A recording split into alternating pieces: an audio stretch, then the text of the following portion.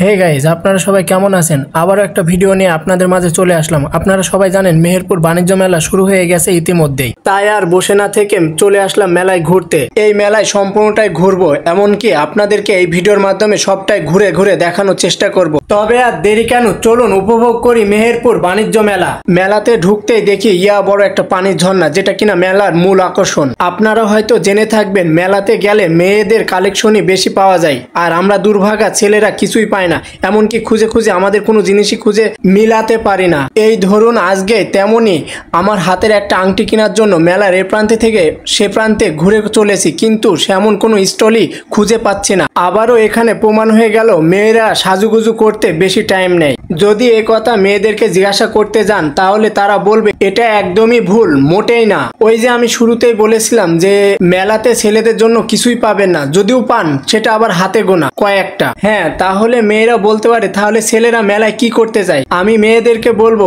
আপনারা লিজেন্ডদেরকে জিজ্ঞাসা করুন, তাহলে উত্তর পেয়ে যাবেন। যাই হোক, অনেক বক বক করা হয়েছে, আসুন মেলায় কি কি থাকছে সেগুলো আপনাদের সাথে শেয়ার করি। যেমন ধরুন এই যে বাচ্চাদের পুতুল, আরো থাকছে বাচ্চাদের জন্য ট্রেন, আরো কত কি, এমনকি আছে ভূতের বাড়ি, নাগরদোলনা, সার্কাস। যেহেতু এখন ঈদের মৌসুম চলতেছে, কিছু কিছু স্টল বসারও বাকি আছে, সেগুলাও বসে গেলে অনেকটাই পরিপূর্ণ হয়ে উঠবে এই মেলা আমি মনে করি। আরো একটা নতুন বিষয় যোগ করেছে এই মেলায়, যেমন ধরুন ভাইরা যদি চায় তাদের হাতের জোর কত পরীক্ষা করে নিতে পারে এই ম্যাশিং এর মাধ্যমে। আমার কাছে তো খুবই ভালো লেগেছে, অনেক ভাই বোনেরা তারা হাতের পরীক্ষা করে নিচ্ছে তাদের হাতে কতটা জোর আছে। তবে যাই বলেন আপনারা, বিষয়টা আমার কাছে খুবই ইন্টারেস্টিং লেগেছে। এরপরে মেলার এই প্রান্তে থেকে আরেক প্রান্তে চলে এসে দেখি বাচ্চাদের জন্য সুইমিং পুল তৈরি করেছে, যেটা কিনা মেলাতে অনেকটা সৌন্দর্য ফুটে তুলেছে। আমার কাছে খুব ভালো লেগেছে, চাইলে আপনাদের বাচ্চাদেরকে নিয়ে এই সুইমিং পুলে ঘোরাতে পারেন।